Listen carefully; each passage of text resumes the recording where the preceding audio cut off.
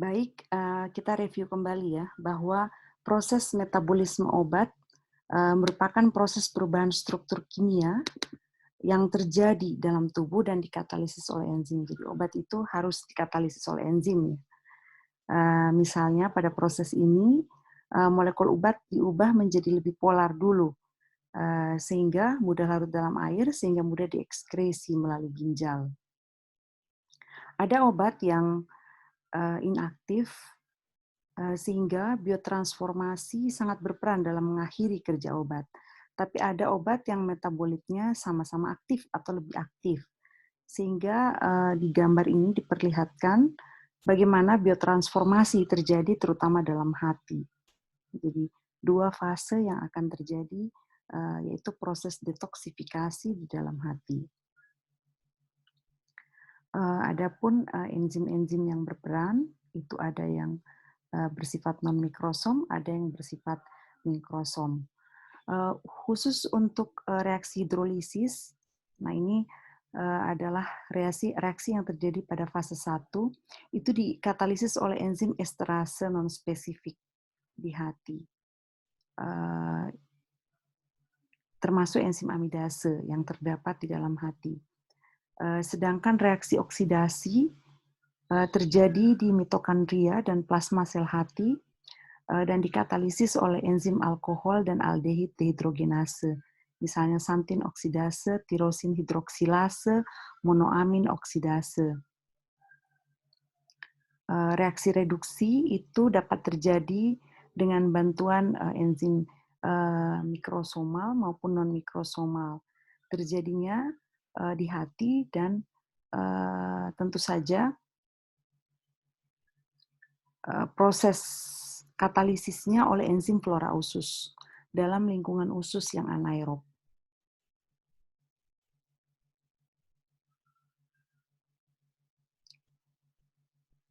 Adapun tahap-tahap ya, tahap-tahap dalam proses metabolisme ini, kalau di fase 1 itu mengubah molekul obat menjadi lebih polar, maka fase 2 itu terjadi konjugasi atau penggabungan metabolit-metabolit.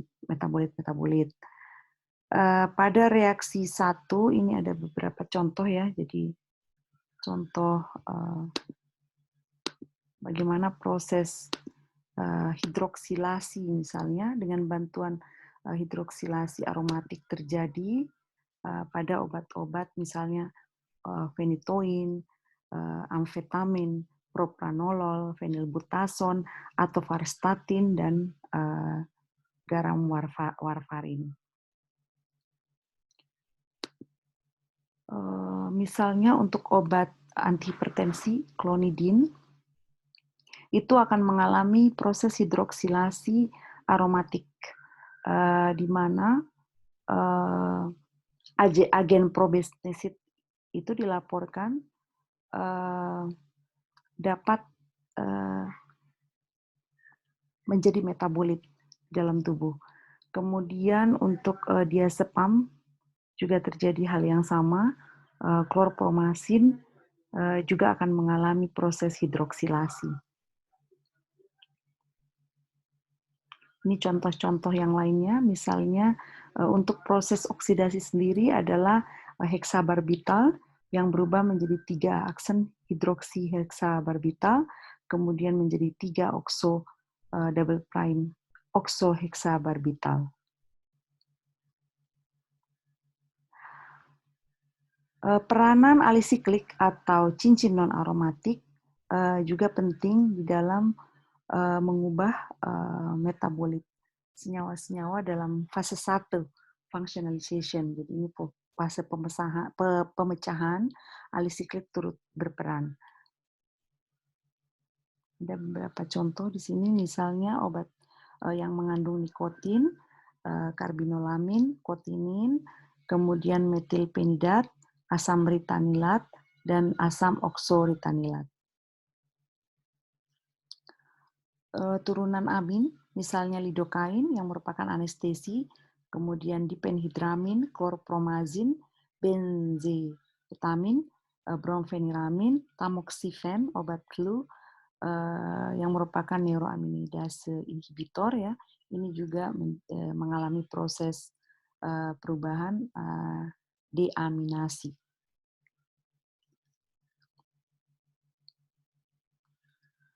Sedangkan contoh-contoh proses oksidasi melalui reaksi dealkilasi diantaranya adalah kodein, penasetin, dan indometasin.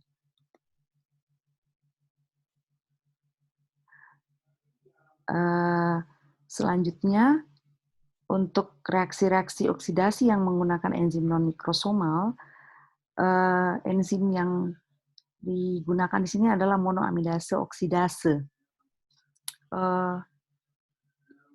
Ini terjadi perubahan metabolit dari metabolit etanol atau alkohol menjadi alkohol dehidrogenase dan aldehid dehidrogenase. Contohnya misalnya obat-obat turunan santin, hiposantin, santin, yang merupakan atau yang mengandung gugus purin.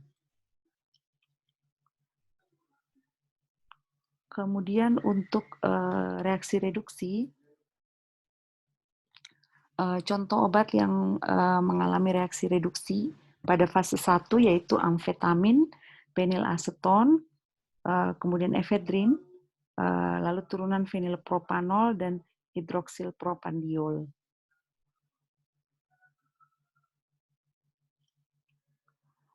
Perubahan untuk golongan-golongan sulfur juga ikut mengalami reaksi reduksi. Contoh obatnya misalnya desulfiram dan sulindak serta N-diethyl thiocarbamic acid, asam thiocarbamik.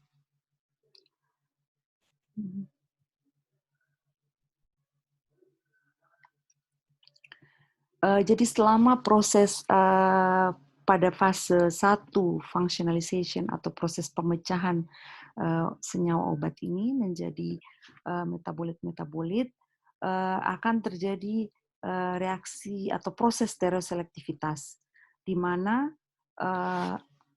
akan terjadi perubahan konformasi, baik konformasi geometrik, konformasi ruang, dan seterusnya pada obat tersebut. Dengan demikian, obat akan mengalami perubahan bentuk,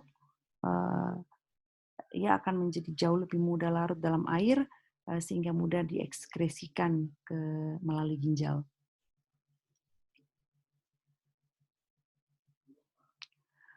Untuk obat-obat prodrug, prodrug ini memiliki kelebihan. Ia adalah obat yang didesain sedemikian rupa untuk bisa stabil pada proses penyimpanan, tapi tetap stabil ketika terjadi perubahan di dalam tubuh untuk mengaktifkannya. Ketika terjadi perubahan, maka dalam mendesain obat tersebut, kadang kita perlu menambahkan carrier link prodrug atau melakukan penambahan bioprekursor prodrug.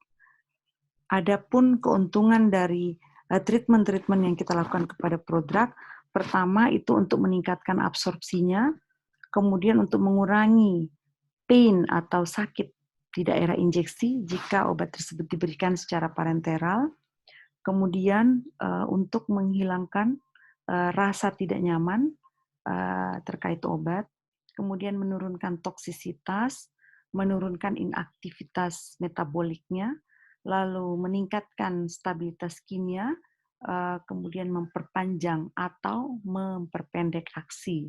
Itu tergantung dari obat tersebut, memang kita menginginkan aksi atau durasinya lebih lama, atau malah kita ingin mempersingkat durasinya di dalam tubuh. Prodrug berbasis pada gugus fungsional dibagi menjadi asam karboksilat dan alkohol. Nah, ini yang paling umum. Lalu kemudian prodrug lain yaitu yang menggunakan linkage atau lampiran amin dan azo. Nah, ini tidak banyak digunakan. Kemudian yang terakhir prodrug yang mengandung gugus karbonil. Nah, ini jarang sekali kita temukan. asam karboksilat dan alkohol itu memiliki spesifikasi yang berbeda dengan yang lain. Sebab kita bisa melakukan proses esterifikasi, di mana proses esterifikasi ini dapat meningkatkan kelarutan, kemudian mengurangi keasaman, sehingga obat menjadi jauh lebih aman ketika berinteraksi dengan reseptor di dalam tubuh. Adapun perubahan menjadi ester itu juga dapat memanipulasi atau mengubah efek sterik atau efek elektronik dari proses hidrolisis yang terjadi di dalam tubuh. Itulah mengapa rata-rata obat prodrug itu dalam bentuk ester.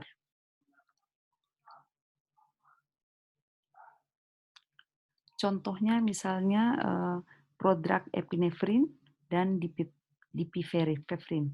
Nah, ini sifatnya lebih lipofilik, kemudian dapat menyebabkan hidrolisis pada kornea, konjungtif, dan cairan optalmik pada mata. Olehnya, senyawa ini harus diubah menjadi lebih polar, kemudian gugus. Asam karboksilatnya itu harus mengalami esterifikasi, sehingga nanti akan berubah menjadi gugus ester. Lalu contoh yang lain misalnya kloramfenikol palmitat dan clindamycin palmitat. Ini rasanya pahit sekali, sehingga untuk mengcover rasa pahit, maka kita harus mengubah prodrug ini, terutama melakukan esterifikasi pada gugus-gugus tertentu di dalam ring kloramfenikol palmitat dan clindamycin palmitat.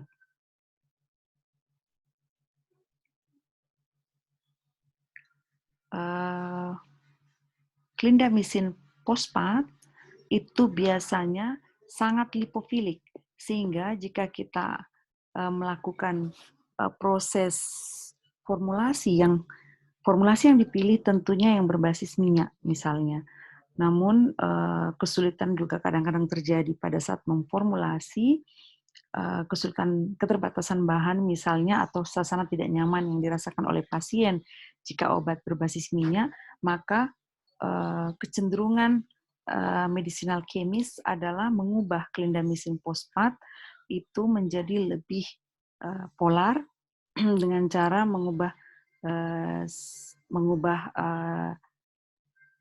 mengubahnya dengan sistem enzimatik, yaitu dengan reaksi katalisator dari enzim fosfatase itu akan mengubah clindamycin fosfat menjadi clindamycin yang lebih nyaman pada penggunaan dan pada pemakaiannya.